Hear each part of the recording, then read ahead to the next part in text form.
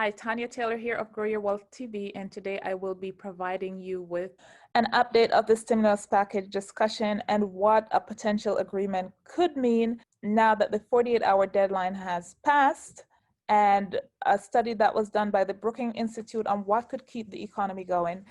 I will also talk about today's vote on the skinny bill, and then I'll provide a quick update on the stock market. Now, if you're new to my channel is about personal finance. So it addresses credit, budget, debt, and investing so that you can retire worry-free. Please like this video. It helps with the algorithm so others like you can see future videos. Now let's talk about this ongoing discussion of the second stimulus bill. So we know that this past Saturday, Nancy Pelosi gave a 48-hour deadline to end negotiations if we wanted to have the bill passed by Election Day on November 3rd. The 48 hours has passed. That was yesterday afternoon, and now it's been extended until the end of the week.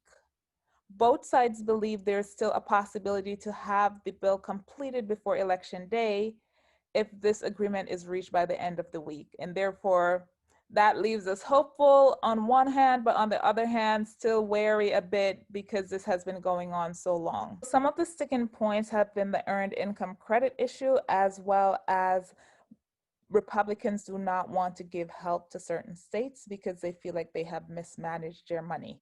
So what would happen if they reach an agreement by the end of the week? Can they finalize this bill before Election Day? If this gets passed by the end of the week, I would expect that they would spend the weekend finalizing the bill, and then it would go to the House of Representatives, which the expectation is that it would pass. And then if Mitch McConnell decides to bring it to the floor of the Senate, then it would need all 45 Democrats, let's say they all vote in favor of this bill, and if the 2 independents also vote in favor of this bill, it would still need 13 Republican senators. So we would have to have those 13 senators on board. If you have been following these discussions, you know that there is a big issue with the Republicans going past the $1.8 billion. So it's very questionable whether or not we would be able to get those 13 Republican senators vote. However, the president has said that he would perform outreach to individual senators to garner their support. He has also continued to express his support for a bigger package. And the White House Chief of Staff, Mark Meadows, was asked a couple of days ago whether or not the president had begun the outreach. He said that the president had not because they were too far away from a deal.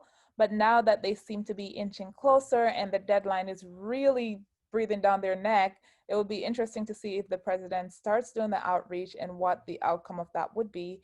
Because if he's able to convince at least 13 of the Republican senators, then the bill can be passed by election. So my question for you is, do you believe they will be able to reach an agreement and vote on this before the election? What if they do not reach an agreement, or if they do not vote on this bill before the election? What I imagine would happen is that this would be a main topic in their lame duck session. And if you're not familiar with what the lame duck session is, this is when Congress meets after an election when outgoing members still have voting powers.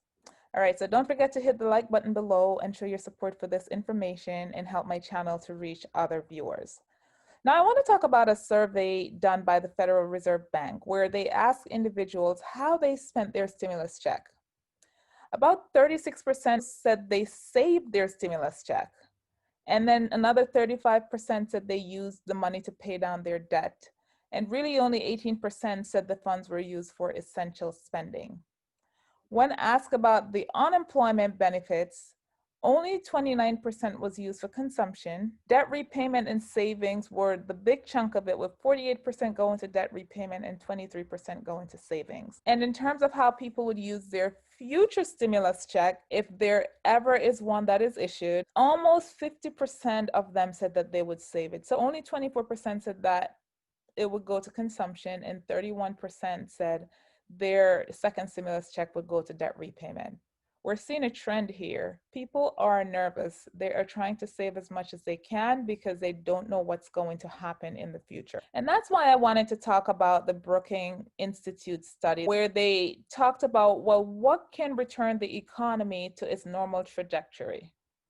Now, if you're not familiar with the Brookings Institute, they are a research group that's focused on research related to education, social science, and primarily around economics and tax policy. So what the study showed was that if the government spent an additional $2 trillion, the economy could return to the path it was on pre-pandemic by the third quarter of 2021, and they expect that the spending would boost the gross domestic product by 4% in 2021 and 2022. So that sounds really positive, and it's very much aligned with the stimulus package that is being proposed by Nancy Pelosi and the Democrats.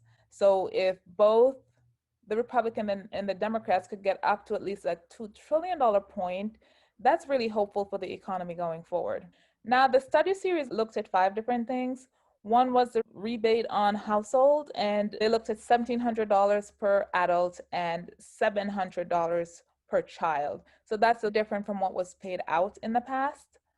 Then for the aid to state and local government, they're looking at around $400 billion, and that would be paid out over 8 quarters. In terms of the additional unemployment benefit, then you would see that being very different from what was passed in the first stimulus bill. They have estimated an additional $300 per week, but that would be over 12 months.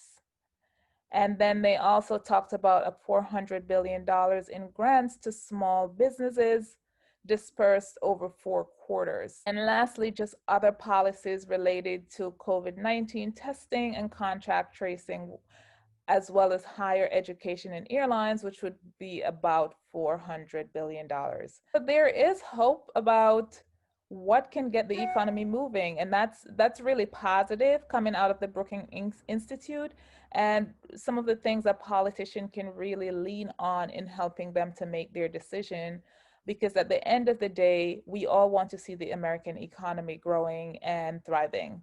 What do you think about this study, and what do you think can start driving the economy back to the place that it was pre-pandemic? I would love to hear that as well. Let's shift gear a bit and talk about the Mitch McConnell bill, because we've talked about all this, how the economy could get moving and how we could bring it back pre-pandemic.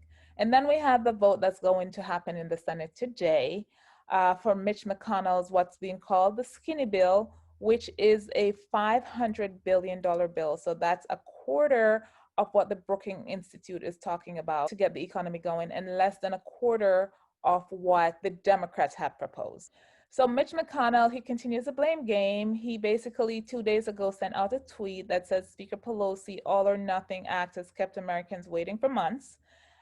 We badly need Congress to agree where we can get money out the door now and keep arguing over the Speaker's non-COVID related wish list later. We'll vote on hundreds of billion dollars in more aid this week. So basically he's saying, okay, while you guys are going through all of this stuff, let's talk about the things that can get the economy moving right now. So that would include expanded unemployment benefit. It would also include funding for schools and a second round of payment protection program. This bill does not have the $1,200 stimulus check included, which would really help individuals and families right now because the unemployment checks may not be sufficient. And this would also be an immediate assistance for them as well, especially for many people who right now are unable to pay their rent, or at an even more basic level, unable to put food on the table for their children. So where we are now, it's really just a wait and see game. We will know later today what becomes of the Mitch McConnell bill. In terms of the stock market this morning, it actually opened up on a positive note. However, at my last check, it was down about 26 points.